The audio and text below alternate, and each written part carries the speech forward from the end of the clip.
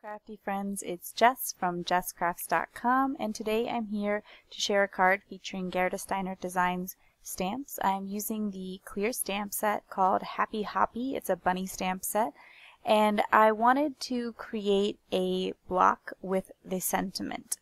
I am trying to create a card for a friend of mine who loves purple, and I have made a couple of purple birthday cards at this point, trying to pick just the right one that I like. And so if you see a couple of purple birthday cards in a row, you'll know why.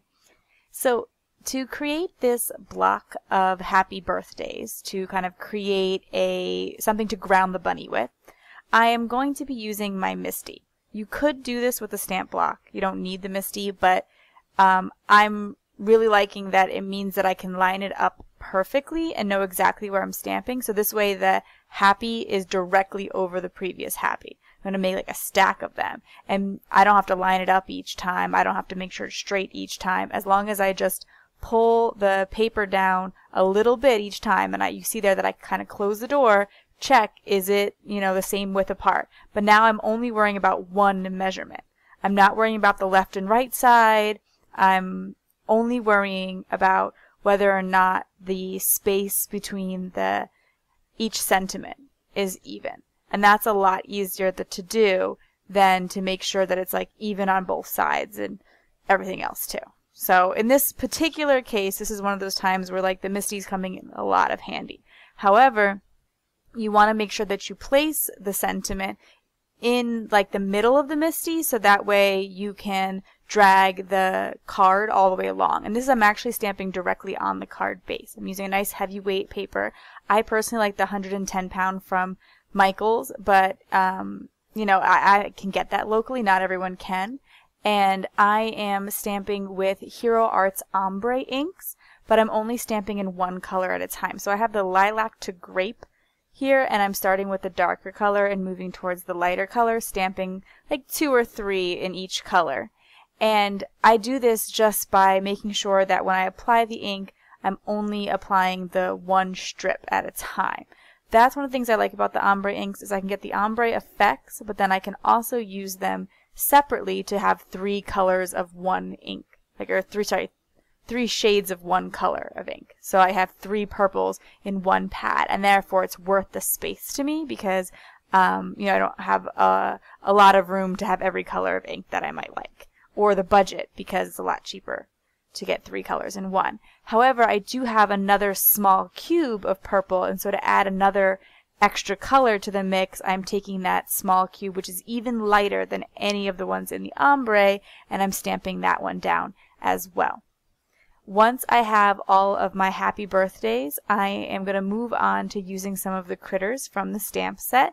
And this is dye ink, all these Hero Arts inks, and so they will dry relatively quickly. However, you can hit them with a heat gun to make sure they're completely dry before putting anything on top, but it's not usually a problem with these. So once I had my birthdays stamped, I went and colored up the bunny and the balloon from the stamp set. I didn't show this on camera because I've done some Copic coloring explanation in the past, but I am not an expert by any means in Copic coloring. And also, if you are looking specifically for those tips, I do have some videos and some playlists and a playlist dedicated to that. When I fussy cut out the bunny, I went around all of the edges with a black marker to make sure that it looks nice and finished. I personally like the Memento Tuxedo black marker because it's a Copic friendly ink, and it matches what I use to stamp with.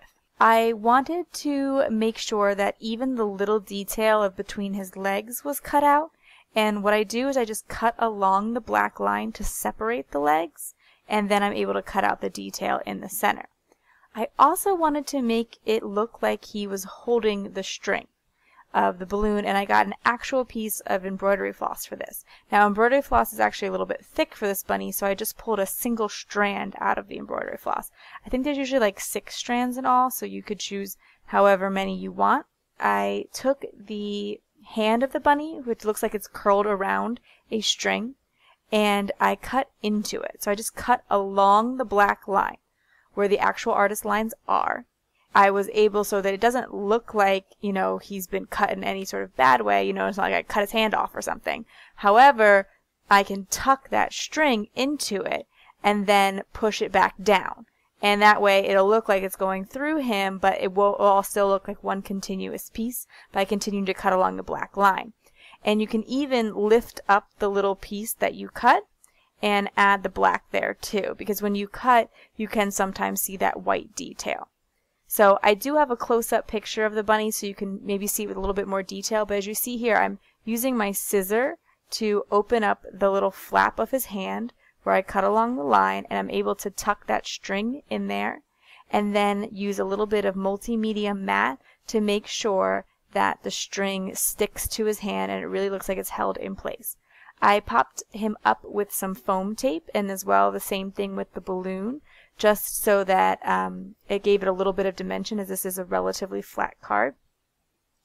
And once I had all of that assembled, I felt like there was a little bit too much extra space on the bottom. And recently I was able to pick up these really thin washi tapes from Michael's. They were having a great sale on them. And I've also heard that some people are finding them at their local Dollar Trees, which would be pretty awesome, but I did not run into that sale. And I'm just going to add some purple strips along the bottom to help ground the whole thing and fill in some of that white space.